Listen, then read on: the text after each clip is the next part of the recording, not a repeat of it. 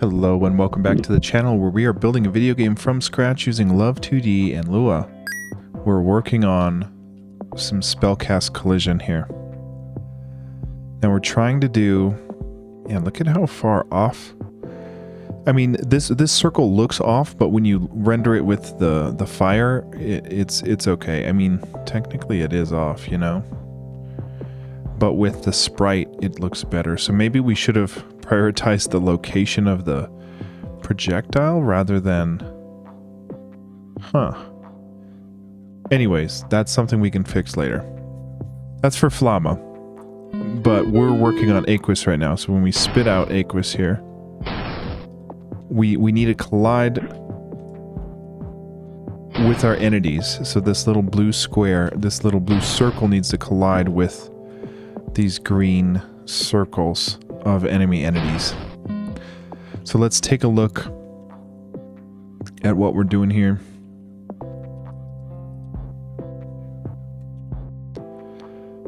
We have in an Aquis projectile, we have all this stuff to render it. We might need to just check what our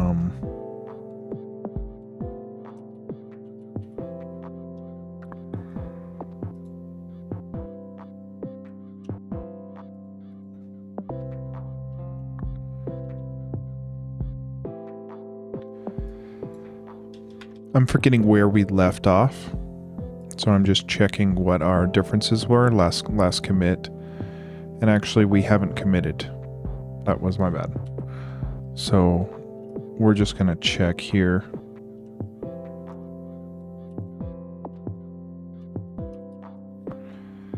Okay, so we made a circle collides method on our entity. And then in our entity update, we're checking that circle collides only if we're actively casting.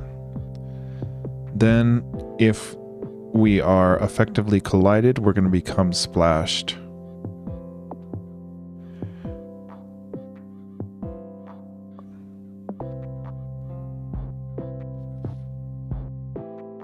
Okay.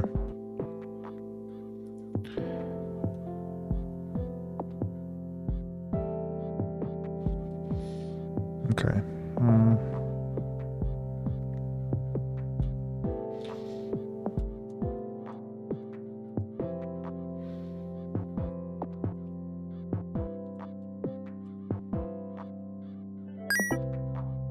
Okay. So if we do this, we can see we have got collision, right? For this circle to circle collision. So we wrote this method circle collides. That takes in an entity. So what we really want to do is try to render this similar thing where we can turn red upon a collision or upon a has collided or whatever, so that we can see that we're actually triggering the collision on an entity. But for right now, we still haven't got that to work. I do want to see one more time what line that was at. Entity circle collides. Okay, so we know the circle collides method is working because we just tested it with the manual mouse move. But we don't have it working in the entity. So right here in the entity update, we're saying if our player's casting, we're going to go ahead and run that circle collides, which we're actually running right here.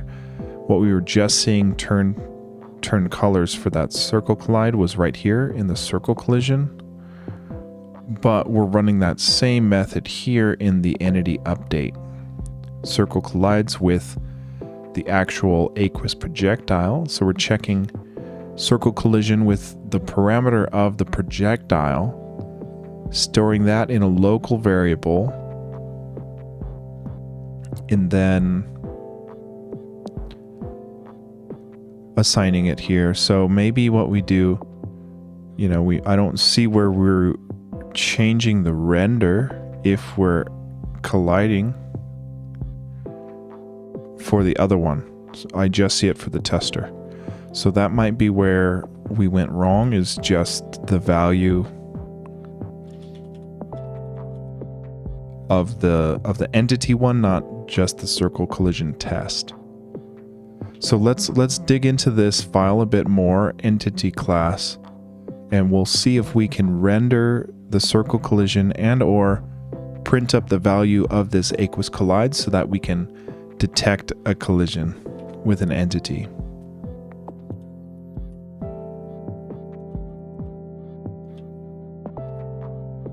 So here's our circle collides method. Now, it is kind of weird, and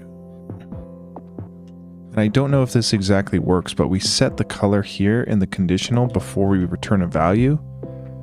I don't know if that's working all that great, especially because we don't do any love.graphics.draw right here. So that might be not great. We could add it to the entity class, a field of aqueous collides, so that we can render it outside of this local scope. So let's do that, aqueous collides, and we'll add that as a field on our entity.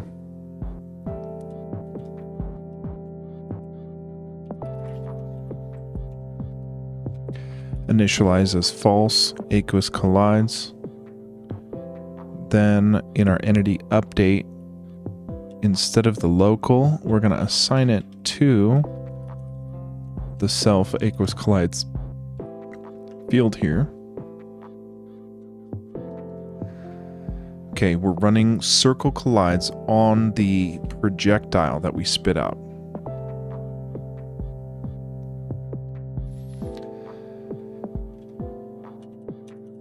Then we're going to see if we're aqueous collides, then the entity itself is going to become splashed. And then splashing does this thing. What we do need to do though is before we render, we need to do the set color. So based on this aqueous collides, we're going to go into the render. And before we actually render the entity itself, so look, we render the state machine right here. So before that, we're going to do this where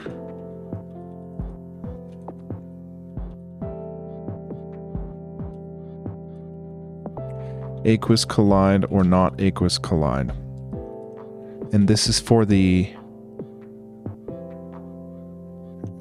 entity. Yeah, okay, so before we set the render, and I kind of do want to check also, for example, the gecko walk state, because if we set the color here, it's gonna mess it up, and it looks like we don't, we just draw it. So that gives us the ability to set the color before, outside of the state machine. So we're gonna ask the question, if our self aqueous collide, and this might screw up the flashing, but even if we can get blue, that would be a good step. So if it's collide, go ahead, set the color to that. If not,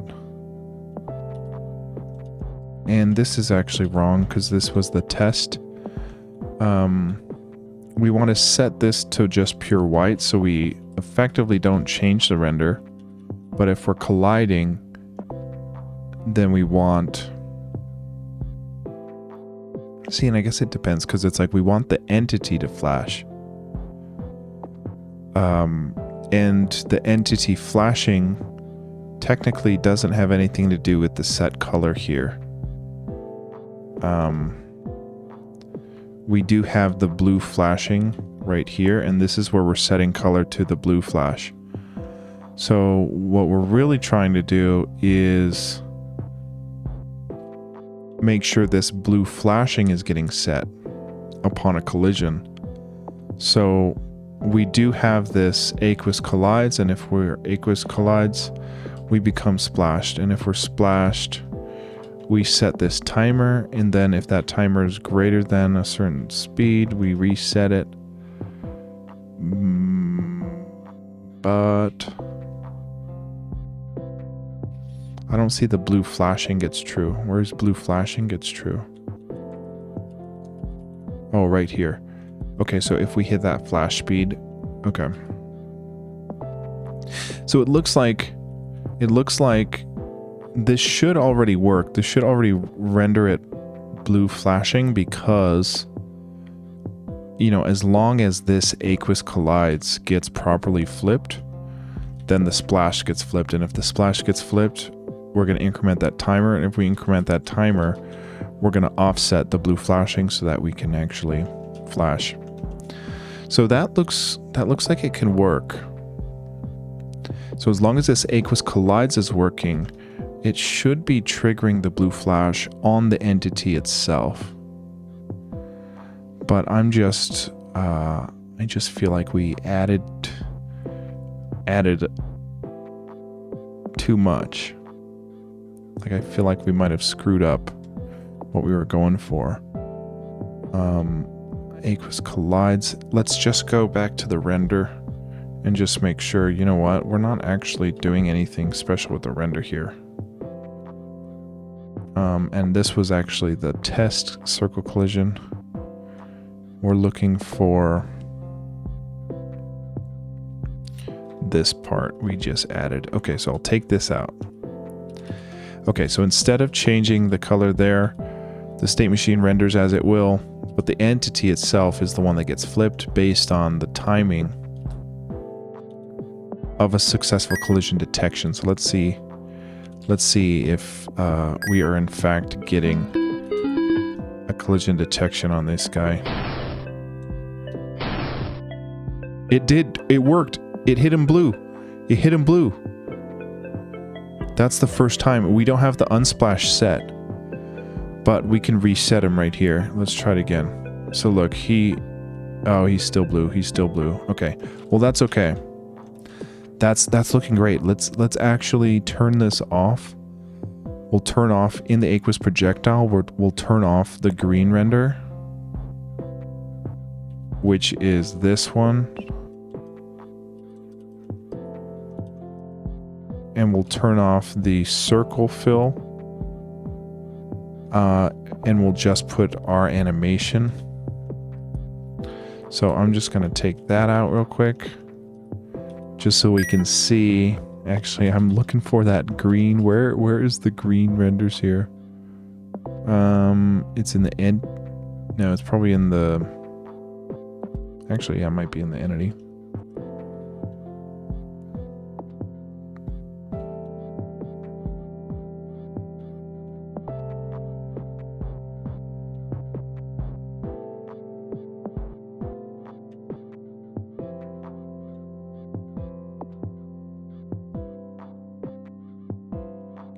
Right here, we're doing this. Okay, we'll take this off. Okay, great. All right, let's test this guy. So look, he's purple. Let's see if we can get him with the spell. So we're gonna try to cast and get him. Oh my gosh, it worked. It rendered beneath him, so that's not quite right. You know, it should be on top of him, but we were able to trigger him. That's really great. That's really great.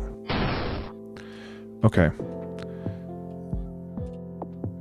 Is there any moment where it does render correctly? Not really.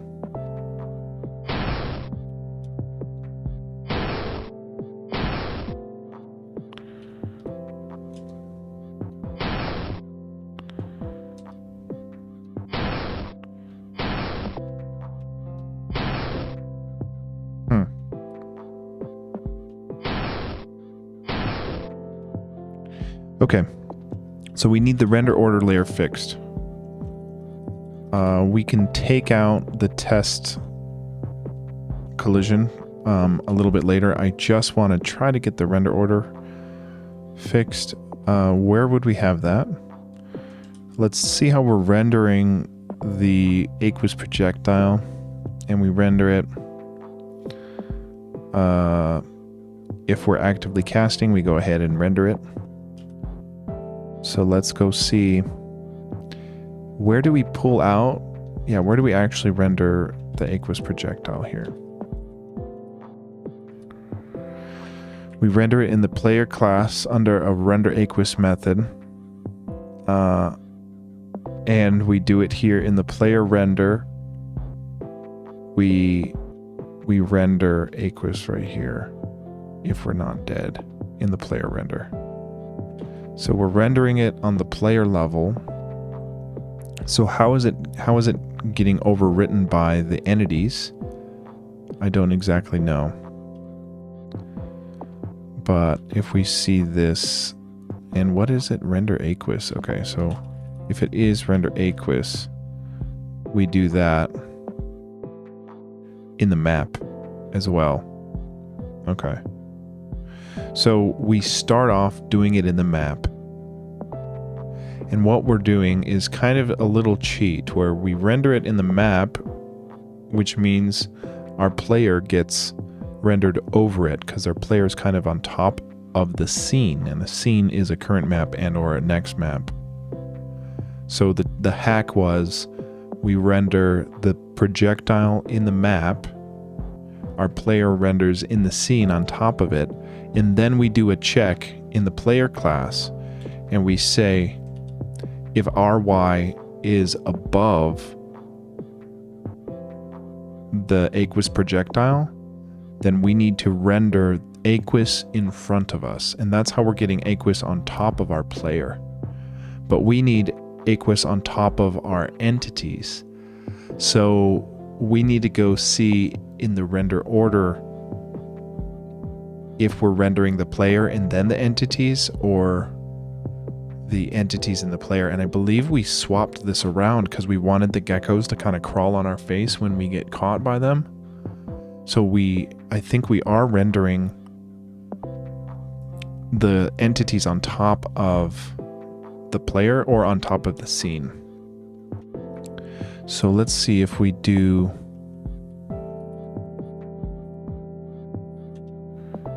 We render the entity here. And then it looks like we're rendering Aquis after. So how is it beneath it? This is in the map. Is there any other time we're rendering entities? Because the entities are definitely over Aquis.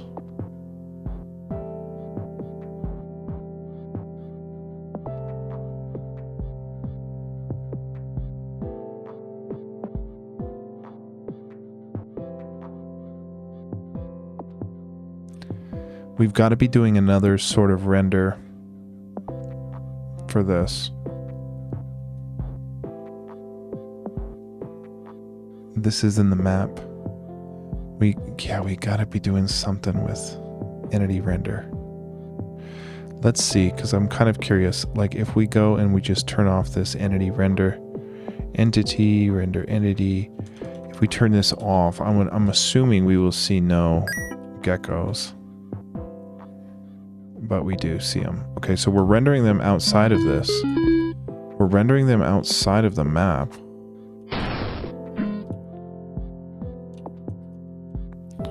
So I don't actually know what this does.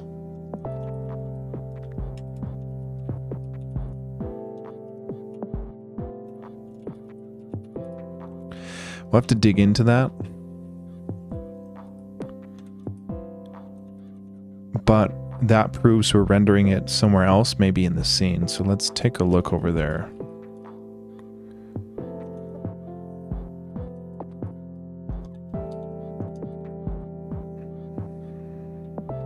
Yeah, we're rendering it in the scene here. Okay. I'm kind of curious. Is it if we turn off the one here in the scene and then go into the map, and we'll turn off the one in the map too, and we'll see. They should be disappeared now. The gecko should not be here. Okay, good. He's still there, but we're not seeing him. So let's turn on the one that's in the map and just see if that screws up the shifting or anything like that. So now he's in the map, it's rendering like normal.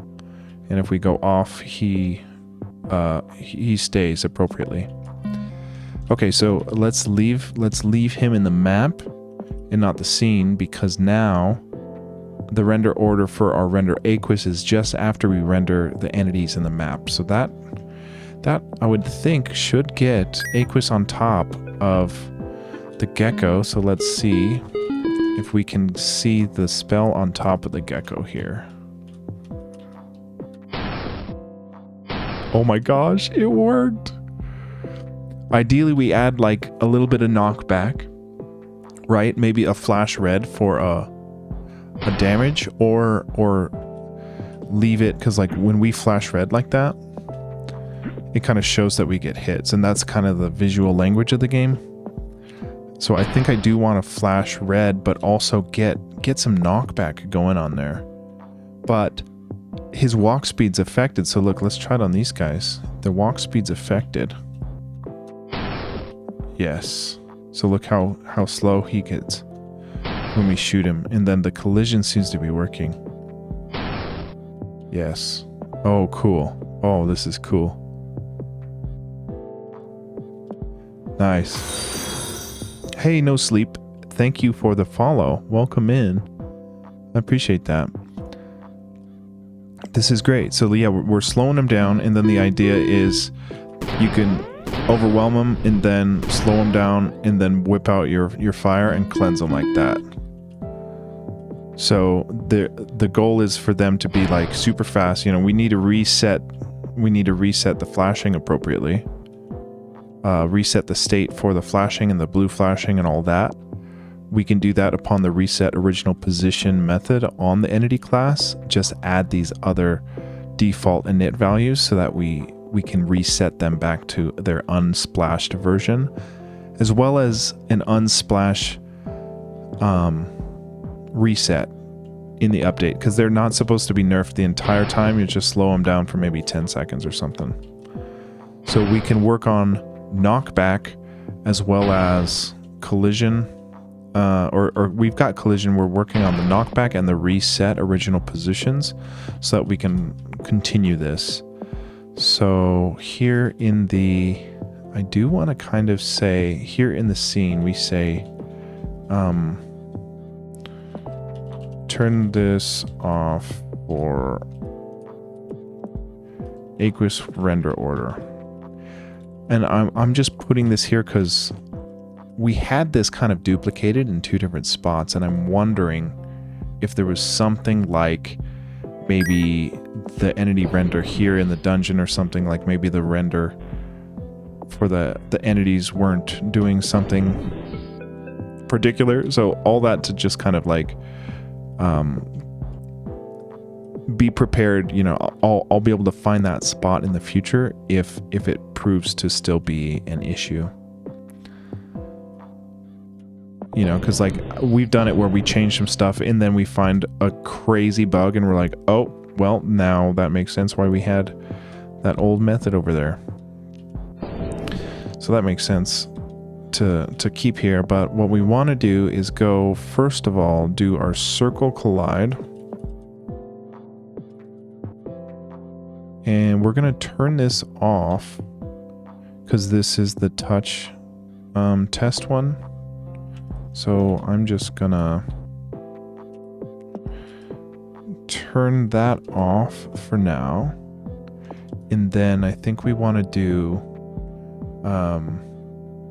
yeah, you know, Bearded Mana, I'm not sure why there isn't more people on Love2d. So I'm glad to be one of the people.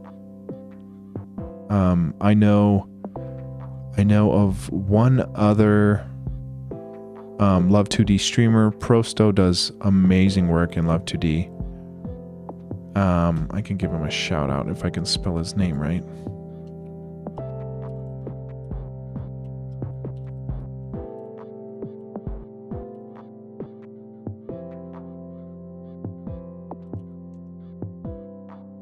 Okay, I might have spelled his name right. Let's see. I did. Okay, I spelled his name right. So yeah, if you want to see some amazing Love2d stuff. It looks like Minecraft, and he's building it fully 3D in Love2d. I don't know how he does it, but he is the best I've seen on Twitch here. But yeah, I'm glad to put my hat in the ring for some Love2d stuff, because I think it's a great engine. Okay, let's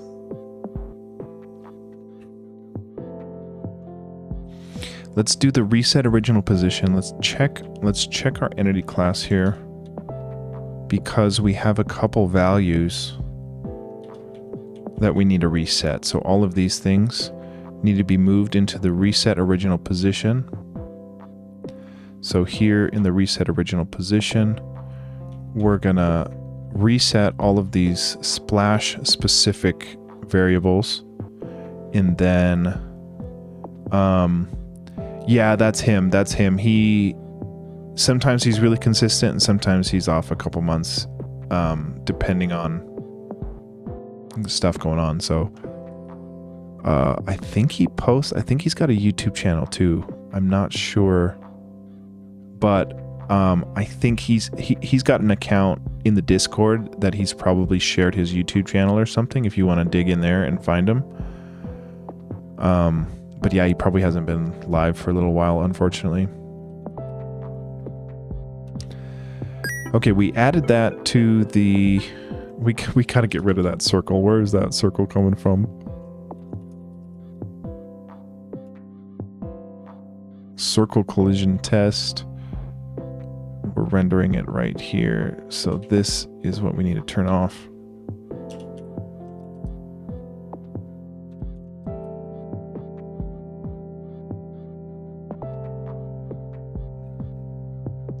Why did we have this one in the entity? I don't know if we need this. Let's see.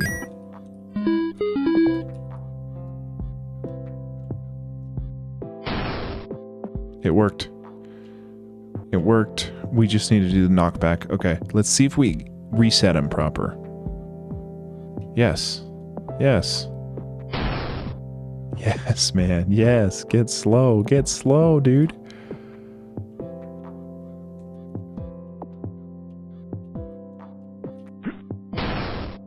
Oh my god. Nice.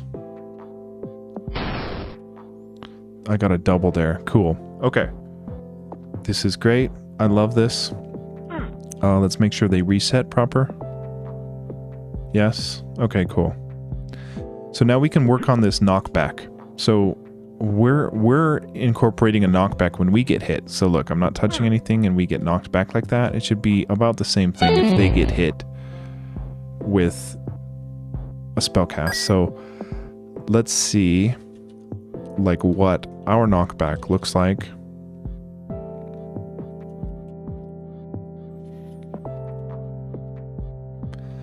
So we do have this thing where we become hit, we become this what's called damage flash, and then we absorb a knockback, and we're kind of manually assigning a knockback depending on the direction.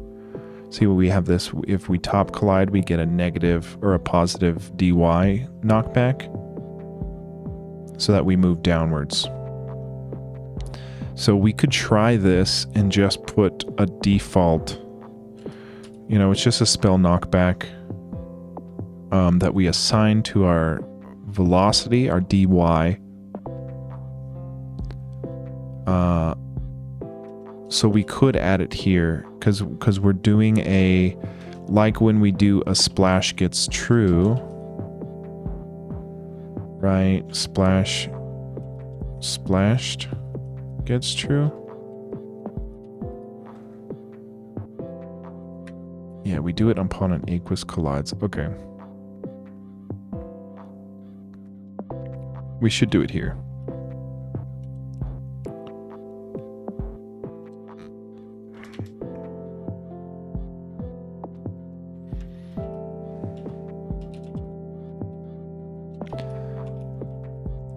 So we're gonna take the D, I would think that our entity here has a dx and dy. Yeah.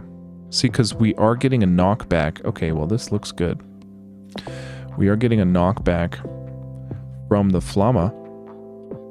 So we can kind of just, like, mimic that.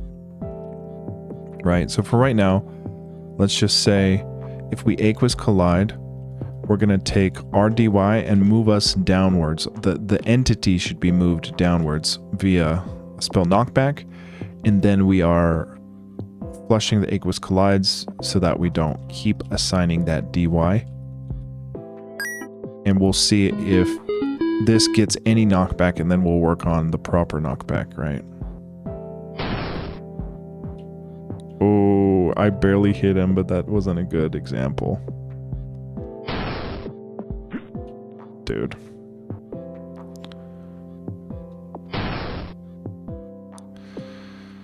It didn't look right.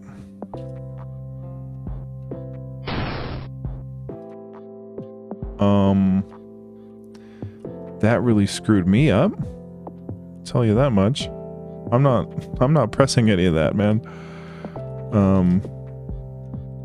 Self dy. The self entity. Okay, well, we don't want our dy moved.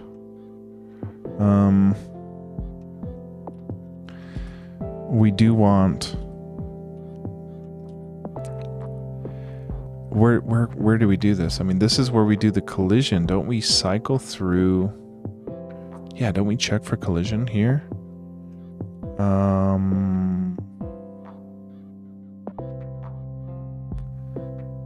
Where do we check for Aquis collision?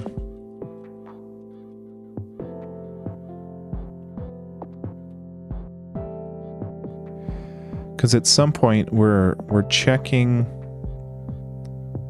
every entity in the scene and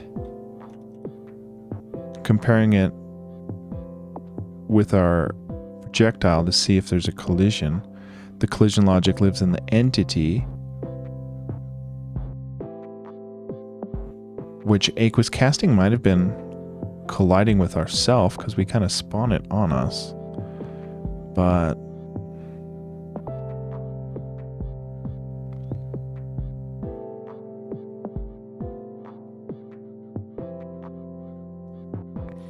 where are we doing Aquis collides here?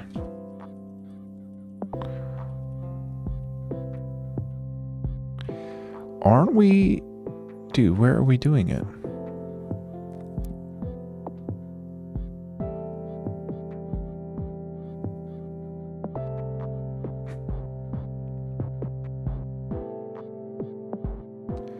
I don't see where we're doing it with every entity.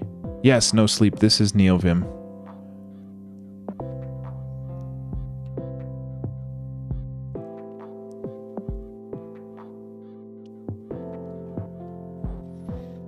We've got to be checking with all the entities in the map for this.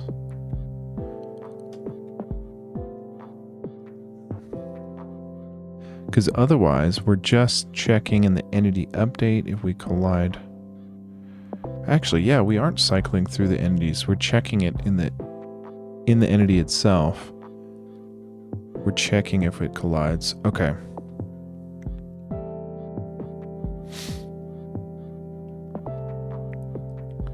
Now, if we're casting, let's just try this where we say, if we're casting, let's just give every entity a positive dy. I want to see the geckos move down to prove that we're on the right track here.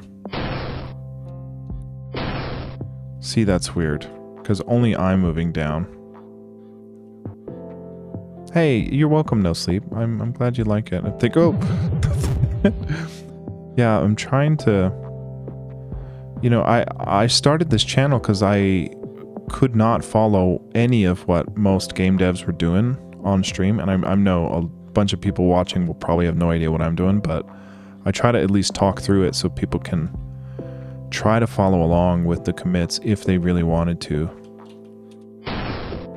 Okay, only Tashio is getting that positive DY.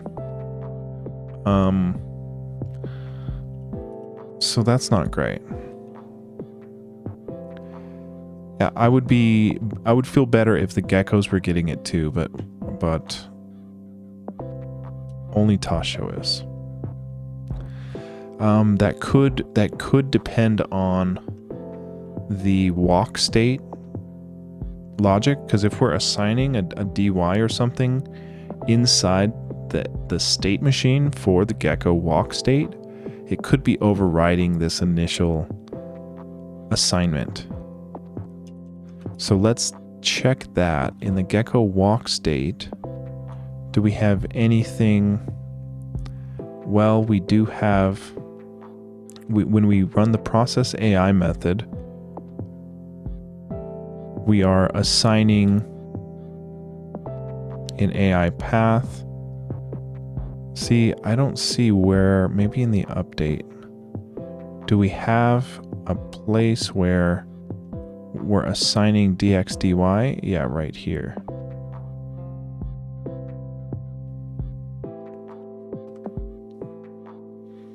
Yeah, we did, it looks like we did this wrong. Because we negate, for example, let's just take Gecko walking right, for example. If the Gecko's walking right, we're saying its X position gets modified by its walk speed, and then its change in Y velocity is 0. Okay, so maybe as long as it's not facing left or right, it should inherit this DY. So let's get it facing up or down and try to put the DY back on upon that collision, and then we'll see if he does scoot down with us. So here, if we're actively casting, we're going to set the DY here to a positive spell knockback value, and then we're going to test it when a Gecko's walking either straight up or straight down. So let's try this.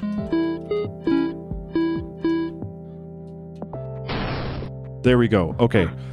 I feel better about that. Okay, so now they're at least being modified. So it's a little tricky because we're kind of flushing these to 0 upon a direction. Because the way Tashio is taking it is he applies his velocity, whatever his dx or dy is, and it kind of slows down to 0, so it stops being modified. So it's like a brakes on his velocity. I thought we were probably doing that with the Geckos, because they already get knockback from the spell, but I'm gonna turn this off and see what happens. Let's see if it messes up knockback with the fire spell. And actually, since they get cleansed right away, they don't have a DX adjustment. So let's try it again.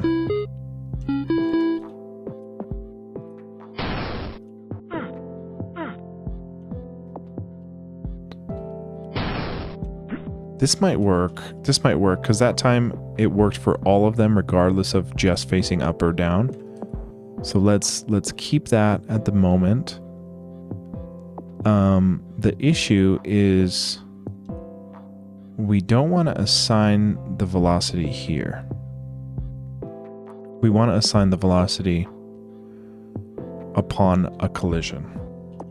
So we will do this. We'll say right now, only upon the actual collision do you assign this velocity change, and then go ahead and cease colliding because we've already implemented what colliding should do, which is change the particle system color, become splashed, and get your Y velocity. So let's try that.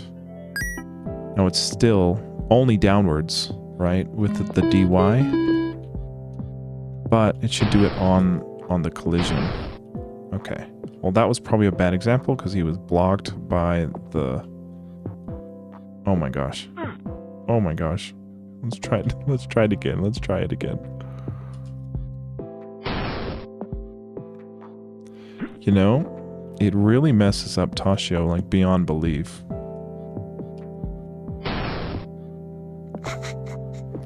It doesn't slow. They don't slow to a stop. They should have that value and then get reset, and we shouldn't be screwed up at all like that. We can take a look at what our Flamma Collide is doing and just make sure we're not missing anything kind of silly.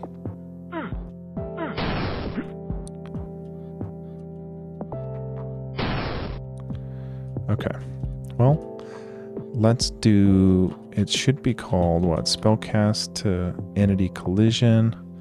And what we're doing, see, all we do is assign the knockback and become hit. Okay, so maybe hit has something to do with the positioning or the slowdown. Yes, hit. If we don't become hit, we don't do our velocity slowdown, so we do need to become hit, and hit should take care of the red flash as well. So if Aquis collides, we want to say that we become hit, and we assign whatever appropriate dy. Right now it's just positive. Let's see. Oh, okay, he did slow down. That was good. Obviously, it affected us too, but that's looking great. So it needs to be. We can't do this if we're the player, right? So when we do a player init, we do have a type of player, so we can just say, well, if Aquis collides and we're not a self type of player, then do it. So it would do it on enemies, hopefully, not ourself. We don't want to check Aquis collision with ourself. Shit.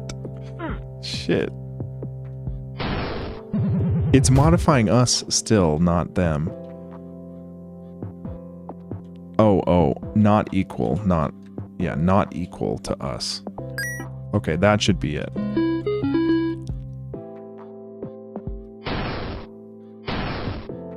Yes. So see, it hit him and slowed him down. But, so now, you know, it needs to be a little bit less. That's a pretty dramatic velocity change. But, wow. Okay. Okay, so what can we do for this? Instead of doing this, you know, we probably want this cut down. Let's see.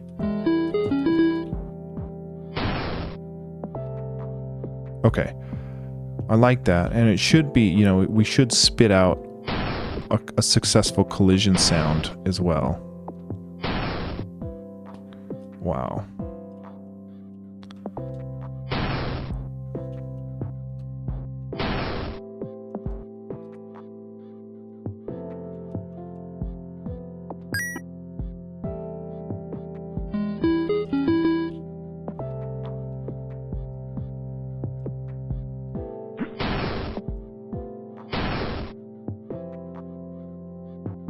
Okay. This is good. This is good. Let's do, once we become hit, we want to also play, what is it, G sounds? We should have, what is it, G sounds? Just sounds. Let's put...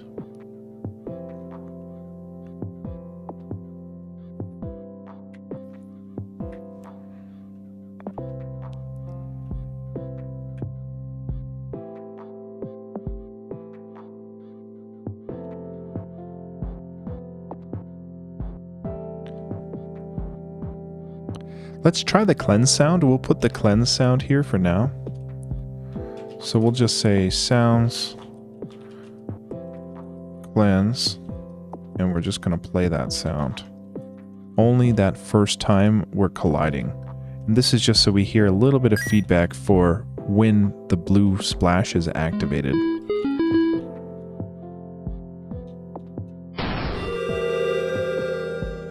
Yeah. So it looks like it plays a lot of times. So only if we collide. See, but then we become collides false. Oh, it's still active though. Okay. So yeah, it kind of lands. Aquis lands for a second and has like an active hitbox for like a little bit. So if we wanted to play this only once, we have to do something a little bit better than this.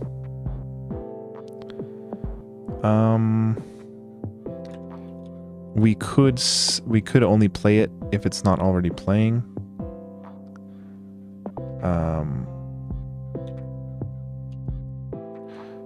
So I think we can do this where we say if is playing, right? So if not this sound already playing, that's when you play it.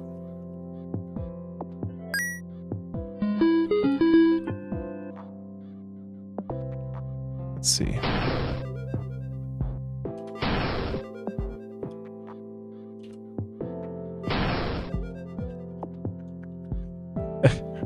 It's kind of working, it's just that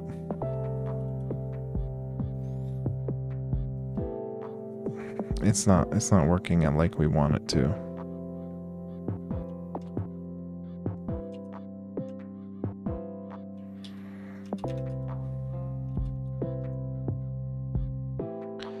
Okay, well, maybe we hold off on this for tomorrow.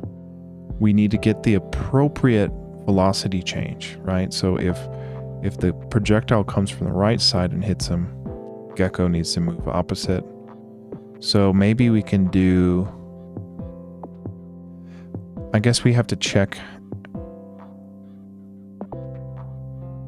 Yeah.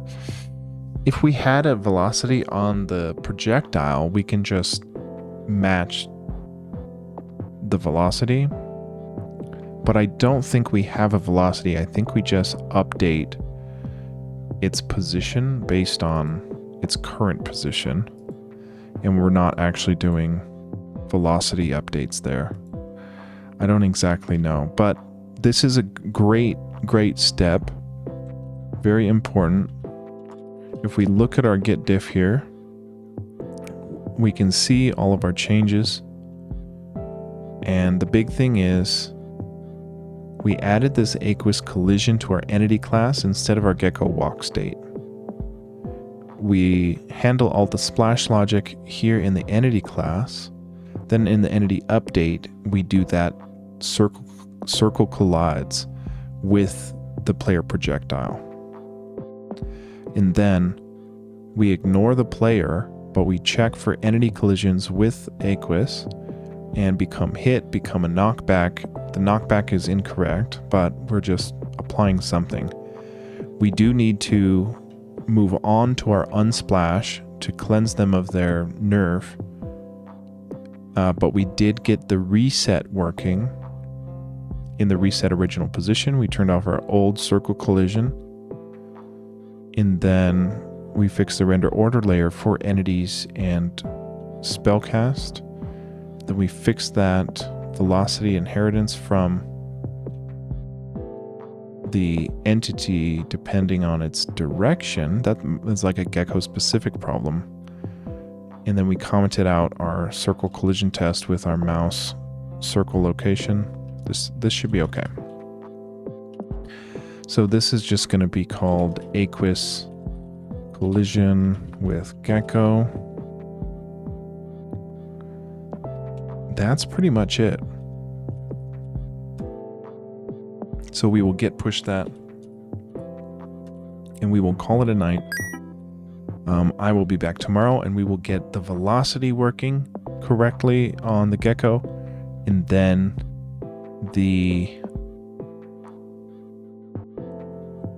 what was the second thing? Yo, Bearded, thanks for hanging.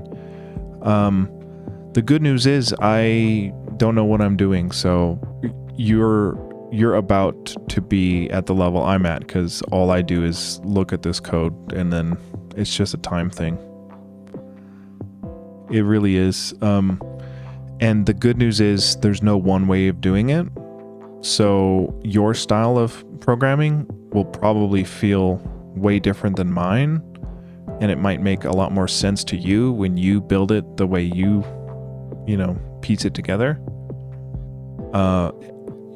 It's just like a super, it's kind of like if you were to learn about songwriting, you can't really do the same songwriting other people do. You're going to be doing the songwriting that you can do. So thanks, man. Thanks. Thanks. It's been a long journey. I mean, I think we're on 2 years of development just on this game already. So yeah, 2 years of looking at the same code base gets you pretty familiar with it, for me at least. It's coming together though. Once Aquis is there, that's half of the spells in the entire game, and then we need to worry about tunics, and then the rest of the game. But once all the mechanics are there, then we kind of get to have the fun part and build the levels and design dungeons and stuff like that. So should be fun. We will, let's just run credits again, and we will raid out for the night. But thanks for hanging, Bearded Mana. Appreciate it. I encourage you to keep going with Love2d. I think it's very approachable, and I just love that it's open source and you can make money off of it if you're into that, and you don't got to pay no licensing fees or anything like that. Hey Ziza, welcome in. Thanks for lurking. Thanks for hanging no sleep. I appreciate it. Have a good night, y'all. I'll be back tomorrow.